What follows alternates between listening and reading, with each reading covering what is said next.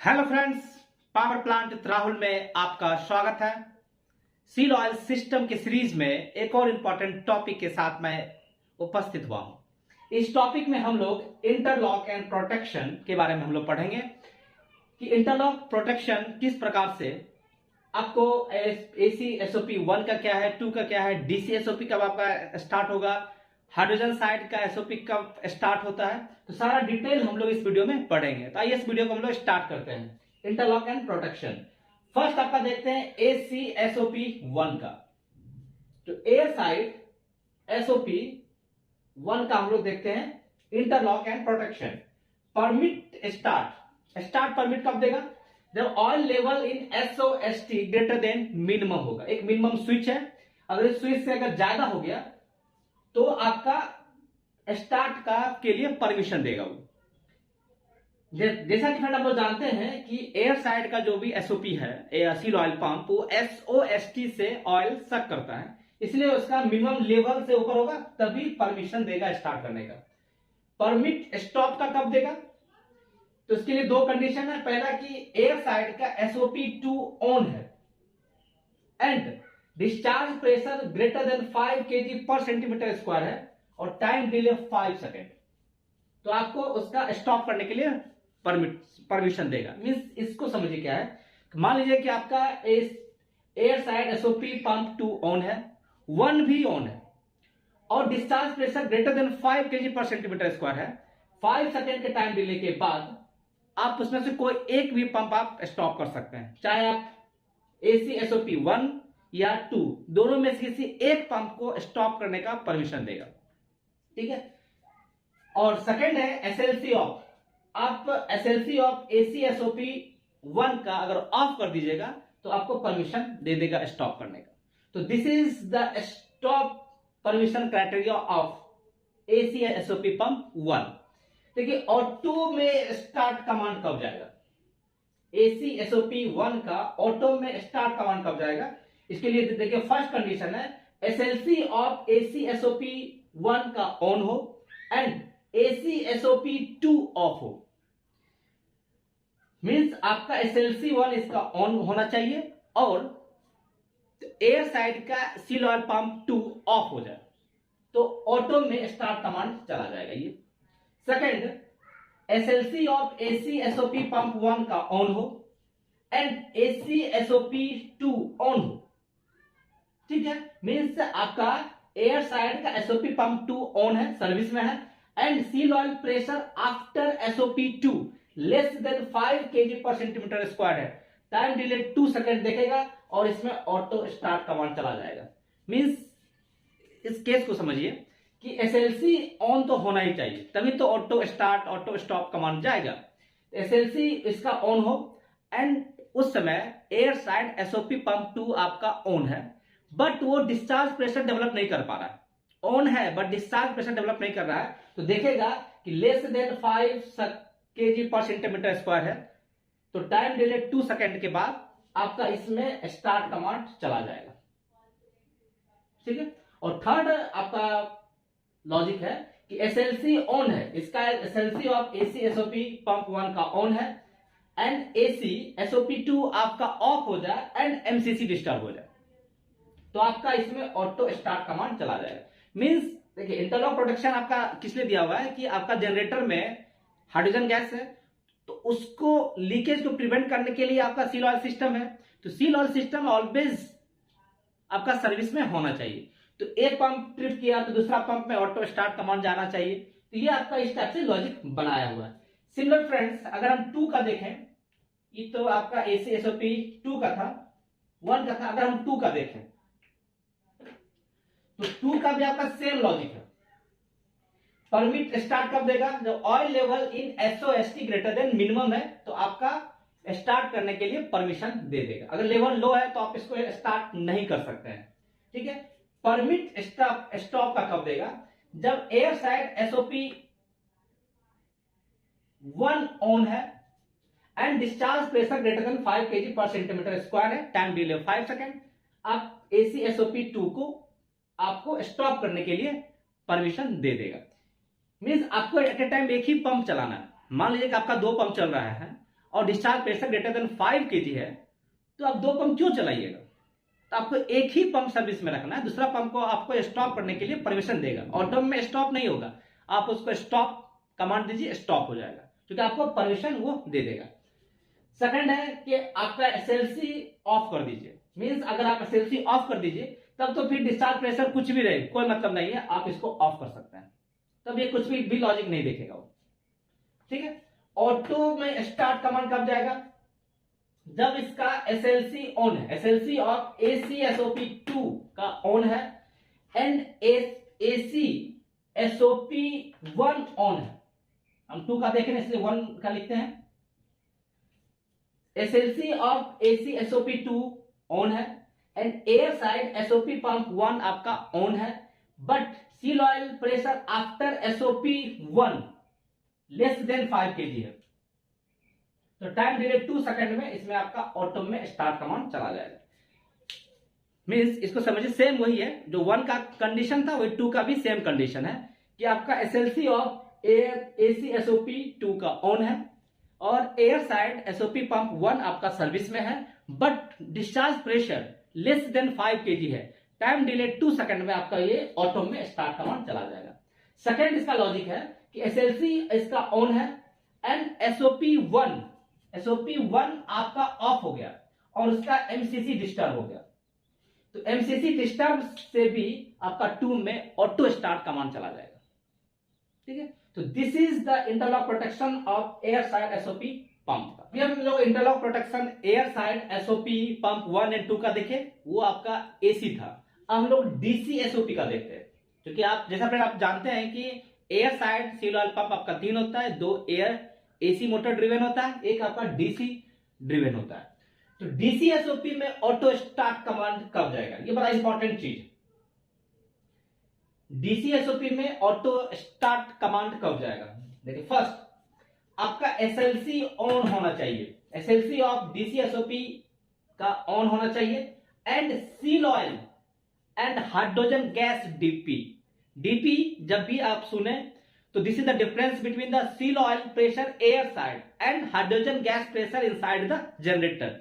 उसके बीच का DP दोनों तरफ, चाहे वो एक्साइटर विंडो या turbine window, less than 0.9 kg पर सेंटीमीटर स्क्वायर हो गया तो टाइम डिले 2 सेकंड तक वेट करेगा और DC SOP में ऑटो स्टार्ट कमांड चला जाएगा, क्योंकि वो समझ रहा है कि DP आपका मेंटेन नहीं हो रहा है। आपका एयर साइड का पंप, आपका जो ACSOP पंप 1 भी चल रहा है, 2 भी चल रहा है, उससे कोई मैटर उसको नहीं है, वो देख रहा है DP अगर लेस देन 0.9 kg पर सेंटीमीटर स्क्वायर अगर आ गया, टाइम डिले 2 सेकंड तक वेट करेगा, उसके बाद ऑटो स्टार्ट कमांड चला जाएगा। तो फर्स्ट लॉजिक आपका ये है। सेकेंड लॉजिक आप देखिए इसमें कि SLC of DC SOP pump का ऑन है एंड आपका एयर साइड जो ACSOP पंप 1 ऑफ है, वो देख रहा है कि एयर साइड का ACSOP 1 ऑफ है या seal oil pressure after SOP pump 1 air side का लेस देन 5 kg पर सेंटीमीटर स्क्वायर अगर आपका लेस हो गया, टाइम डिले 2 सेकंड देखेगा और साथ में ही आपका एयर साइड का ACSOP पंप 2 भी अगर ऑफ है या discharge pressure less than 5 kg पर सेंटीमीटर स्क्वायर से कम आ गया तो टाइम डिले 2 सेकंड तक फिर से वेट करेगा और आपका DC SOP स्टार्ट कर देगा। मींस इसको समझिए क्या है कि आपका SLC मान लीजिए ऑन है, SLC तो आपको ऑन रखना है तभी तो कमांड जाएगा, और देख रहा है कि एयर साइड का आपका SOP पंप 1 जो आपका AC ड्रिवन है, ACSOP 1 आपका ऑफ है या तो उसमें और गेट लगा दिया और डिस्चार्ज प्रेशर आफ्टर SOP 1 जो है लेस देन 5 kg पर सेंटीमीटर स्क्वायर है, टाइम डिले 2 सेकंड तक देखेगा। फिर देख रहा है सेकंड कि आपका ACSOP पंप 2 भी ऑफ है, पहले तो देखा 1 ऑफ है या discharge pressure less than 5 kg है, तो वहां तक मान लीजिए फुलफिल हो गया। सेकंड देख रहा है अच्छा आपका एयर साइड SOP पंप 2 भी ऑफ है या discharge pressure less than 5 kg पर सेंटीमीटर स्क्वायर कम है, फिर टाइम डिले 2 सेकंड देखेगा और ऑटो स्टार्ट कमांड चला जाएगा। मींस आपका देख रहा है कि आपका discharge pressure less than 5 kg है और दोनों पंप में से कोई भी नहीं चल रहा है, तो आपका DC SOP में स्टार्ट कमांड चला जाएगा। थर्ड जो लॉजिक है कि एसएलसी ऑन इसका हो and from direct pressure switch है कि seal oil pressure air side का अगर लेस देन 4.5 kg पर सेंटीमीटर स्क्वायर अगर हो गया तो डायरेक्ट कमांड चला जाएगा। वो ये नहीं देखेगा कि आपका 1 चल रहा है 2 चल रहा है, देख रहा है प्रेशर कम है तो आपका डीसीएसओपी आपका ऑटो में स्टार्ट कमांड चला जाएगा। अब फ्रेंड्स देखते हैं प्रोटेक्शन में स्टार्ट कब हो जाएगा, मतलब किस कंडीशन में ये आपका स्टार्ट हो जाएगा प्रोटेक्शन में। जब आपका देख रहा है कि both seal oil pump air side का जो एसी सील ऑयल पंप जो है दोनों ऑफ हो गया है और दोनों का एमसीसी डिस्टर्ब हो गया है, मींस देख रहा है कि आपका both AC SOP pump 1 and 2 दोनों ऑफ हो गया है और दोनों का एमसीसी डिस्टर्ब हो गया है, तो प्रोटेक्शन में आपका स्टार्ट हो जाएगा, आपका डीसीएसओपी प्रोटेक्शन में आपका स्टार्ट हो जाएगा। स्टॉप परमिशन कब देगा इसको देखते हैं। जब आपका मान लीजिए कि सील ऑयल पंप 1 आपका एयर साइड का ऑन है and seal oil pressure after SOP 1 greater than 5 kg पर सेंटीमीटर स्क्वायर है, टाइम डिले 5 सेकेंड, तो आपको स्टॉप परमिशन दे देगा। फिर आपका सील ऑयल पंप 2 अगर एयर साइड का ऑन है and seal oil pressure after SOP pump 2 greater than 5 kg पर सेंटीमीटर स्क्वायर है, टाइम डिले 5 सेकेंड में आपके बाद इसको स्टॉप आप कर सकते हैं। और थर्ड जो है अगर आप डीसीएसओपी का एसएलसी ऑफ कर दीजिएगा तो आपको स्टॉप परमिशन दे देगा। ये 3 कंडीशन है जिस कंडीशन में आप डीसीएसओपी को स्टॉप परमिशन कर सकते हैं।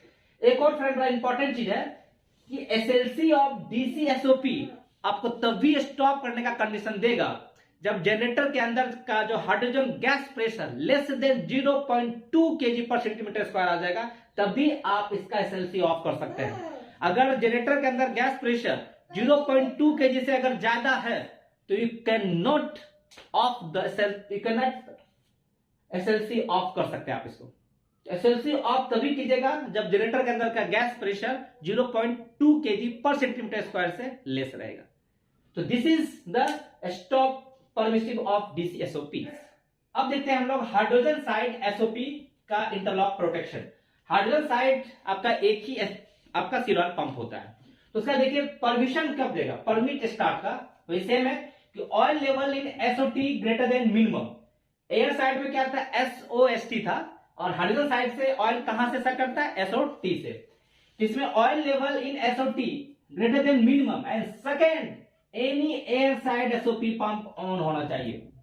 अगर air side SOP pump on हो कोई एक भी, चाहे 1 हो 2 हो डीसी हो, कोई भी air side SOP pump on होना चाहिए, तभी इसका स्टार्ट परमिशन देगा। ठीक है, प्रोटेक्शन में आपका स्टॉप हो जाएगा जब आपका एसओटी का लेवल लो हो जाए, टाइम डिले 2 सेकेंड। अगर एसओटी का लेवल लो हो जाएगा तो प्रोटेक्शन में स्टॉप कर देगा, आपको डैमेज होने से बचा देगा उस पंप को। और सेकंड बड़ा इंपॉर्टेंट पॉइंट है कि seal oil pump air side का कि seal oil pressure air side का अगर लेस देन 4.5 kg पर सेंटीमीटर स्क्वायर अगर आ जाता है तो टाइम डिले 2 सेकेंड में आपका हाइड्रोजन साइड एसओपी पंप को ट्रिप करा देगा। Mean seal oil pressure less than 4.5 kg अगर आ गया तो हाइड्रोजन साइड का सील ऑयल पंप को ट्रिप करा देगा। तो friends hydrogen side seal oil pump को तभी हम लोग चार्ज करते हैं जब आपका एयर साइड का प्रेशर ग्रेटर देन 4.5 kg आ जाता है और कोई एक पंप आपका सर्विस में होना चाहिए, तभी आपका हाइड्रोजन साइड का सील ऑयल पंप को आपको स्टार्ट करना है। तो friends this is all about the interlock and protection. अब थोड़ा सा अलार्म वैल्यू जिससे आपको एज ए ऑपरेशन इंजीनियर आपको उस वैल्यू को मॉनिटर करना है।